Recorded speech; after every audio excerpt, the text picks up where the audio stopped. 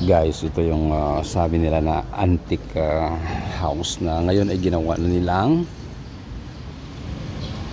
Like naman do. Losis Antique Shop. At dito daw kuno matatagpuan yung mga lumang kagaya ng mga LV kagaya na ito. Ito ay ginawa noong 18th century pa daw. Itong ano na to, patahian. Yan, kung mapapansin niyo guys, ang daming mga antique na naka-display. Hello Manang, good morning. Mga ilang taon na po ba ito Manang, itong building na ito? Century na siguro. Century. Mga 18 ano, mga 18 patayo ito no. Ito nyo guys yung mga bricks ito pero wala pang may simento na ba noon? Ay wala pa. Ito ay igyok.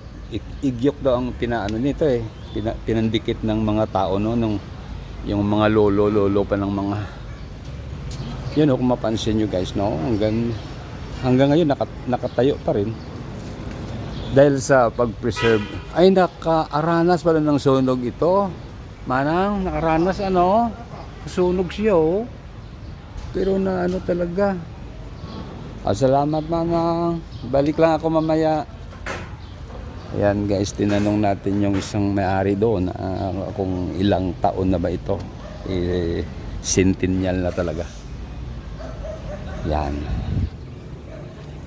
Pupunta naman tayo doon sa kanilang sinasabi nilang kainan na napakasarap daw ng pagkain doon. At subukan nga natin kung totoong masarap ba. Dahil ito ay lugar ng mga ng mga mababait na tao At yung mostly na mga tao dito ay mga Ilocano. Katulad ng papa ko, Ilocano. Yes. Kaso lang ako ang nanay ko ay nag-Ilongga na kasi kaya nagiging crossbreed na po ako. Yan guys, kasalukuyan tayong lumalakad dito sa kanilang kalye. Sana ay punta tayo sa kainan, yung pinaka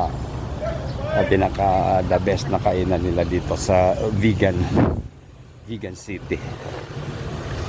Ayan guys, mapapansin niyo dami ding mga mga sasakyan may mga safety din sila kasi naglipa na rin ang mga pulis dito at yung mga pulis natin dito ay nakabike lang po sila ay disiplinado, hindi sila gumagamit ng mga motor na kung hindi katulad sa iba na na yung mga motor, may mga motor sila pero dito bike lang. At the same time malalakas yung mga katawan ng mga pulis dito sapagkat sila ay napaka energetic nila kasi bisikleta ang araw-araw ang ginagamit nila. Yan po, dito na tayo sa Dr. P.G. Burgos. Ito mga kasamaan ko. Yan.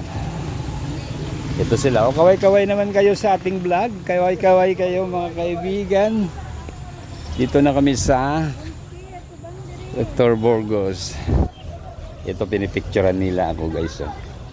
Yan sila. Okay, tapos na.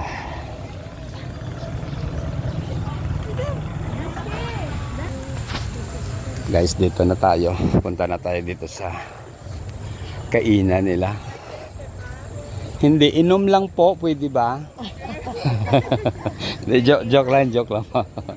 Sabi niya kasi kain, sabi ko sa kanya, inom lang po kami. Joke lang. Ang ganda Wow. Uy. Yan. Dami pala talagang kumakain dito guys Mapapansin niyo puno-puno rin yung mga hapagkainan nila. Ito at mga sari-saring mga pagkain.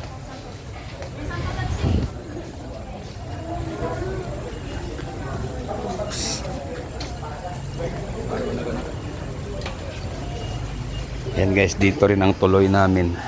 Yan guys pili ka lang ng pagkain. Mayroong mga lilaga, mayroong mga Yan, hindi ko alam kung ano kasi may takip eh. Ito yung pinaka-specialty ni. Ito yung pinaka-specialty nila dito, guys. So, hello Kabagis, ano bang pangalan ng menu na to? Ano sir, bagnet yan. Oh, Bagnet daw. Ini-interview natin tong tong tindera na to. Ang dami silang mga Kain ka dito you know, 60. Yan ang rice mo. mura lang 60 lang daw. Oh, dito naman sa kabila. Dami din. Kuha na, kung ga bihon lang kung ga ay kaon lang kagisda.